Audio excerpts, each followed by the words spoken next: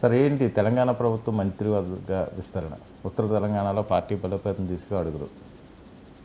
అది తప్పకుండా రేవంత్ రెడ్డి, మహేష్ గౌడ్ పిసిసి అధ్యక్షుడు, అలాగే ఉత్తమ్ కుమార్ రెడ్డి వీళ్ళందరూ ఢిల్లీ వెళ్ళి అధిష్టానంతో చర్చలు జరిపిన తర్వాత ఆయన గ్రీన్ సిగ్నల్ ఇచ్చారు మంత్రివర్గ విస్తరణకు.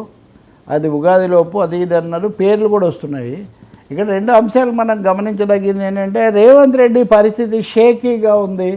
ఆయన అధిష్టానం విశ్వసించట్లేదు, ఆయన ఫోన్ లిఫ్ట్ చేయట్లేదు, ఇట్లాంటివన్నీ మాట్లాడారు కదా. సో రేవంత్ రెడ్డికి అధిష్టానం దగ్గర గుడ్ విల్ ఉంది. అవును, ఆయన వ్యవహారాలు నడుపుతున్నాడు, ఆయనతో వాళ్ళు మాట్లాడుతున్నారనే ఒక వాస్తవం అయితే ఇక్కడ తెలుస్తుంది. రెండోది సీనియర్ మంత్రులు కూడా వెళ్ళి పిసిసి అధ్యక్షుడితో సహా వాళ్ళు సుదీర్ఘంగా మాట్లాడి వచ్చారు. మంత్రివర్గ విస్తరణే కాదు, మిగిలిన పదవులకు కూడా. మొన్న మీరు చూస్తే కూడా ఆ కౌన్సిల్కు విజయశాంతి, అద్దంకి దయాకర్ ఇలాంటి వాళ్ళని పంపించడం అన్నప్పుడు పార్టీకి పేరు కాస్త తెలిసిన వాళ్ళని పెట్టడము, విధేయంగా ఉన్న వాళ్ళని పెట్టడం అనేది గట్టిగానే నిర్ణయం తీసుకుంటున్నారు వాళ్ళు.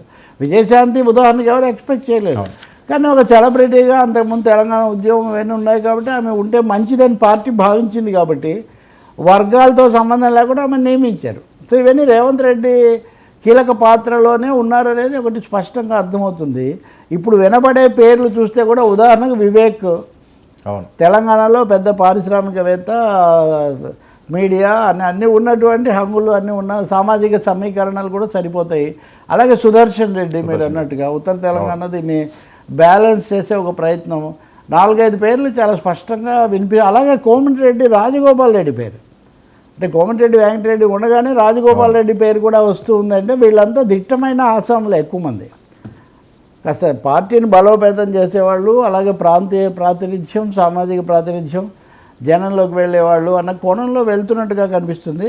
రేవంత్ రెడ్డి నిలదొక్కున్నారు అనేది ఒకటి అర్థమవుతుంది. అది అసర్టివ్ రేవంత్ రెడ్డి తప్ప. మీరు అసెంబ్లీలో ఆయన మాట్లాడినవి చూసినా శాసనసభ చాలా హోరాహోరీగానే జరిగింది ఇరుపక్షాలకు మధ్యలో. ఏ దశలో ఆయన వెనక్కు తగ్గింది కనబడలా మనకు. ఓ మాట అటు ఇటు మాట్లాడారు, ఎవరు రైటు కాదు ఇలా చర్చలు ఉన్నప్పటికీ కూడా. సో రేవంత్ రెడ్డిని అయిపోయింది, ఆయన పుల్లలాగా తీసేస్తున్నాము అన్న పద్ధతిలో మాట్లాడిన వాళ్లకు కాంగ్రెస్ అధిష్టానం ఒక సమాధానం ఇస్తూ ఉంది. ఆయన నాయకత్వంలోనే ఇది జరుగుతుంది అని. కంపారిటివ్గా సాపేక్షంగా మీరు కర్ణాటక చూస్తే అక్కడ శివకుమార్ను కూడా అలా ఉంచి సిద్ధరామయ్యనే ఇంకా ముందుకు పోతున్నాడు. సో సుస్థిరత్వం అనే దానికి స్థిరమైన నాయకత్వం ఉంది అనే సంకేతం వెళ్ళాలని కాంగ్రెస్ భావిస్తున్నట్టుగా మనకు అర్థమవుతుంది.